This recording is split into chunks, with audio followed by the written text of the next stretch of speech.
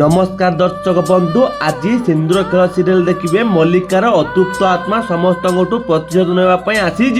हाँ दर्शक बंधु आज देखिए मल्लिकार आत्मा को शांति देवाई पूजा पाठ करुवा बेले ता फोटो तल को खसी पड़ो। देखी कविता कह ये कौन सब होची पूजारी नना से कहे देखु ये सब जहाँ कि जमारू शुभ संकेत नुह सत कथा है जहाँ आत्मार शांति ये पूजा पाठ कर आत्मा एवं अतृप्त हो सबकि करुची अशांत अच्छी सी राजन सेठू कहे पंडित ए सब बेकार कथा ये सब अंधविश्वास आपण जहाँ सब कहते सब मिछ।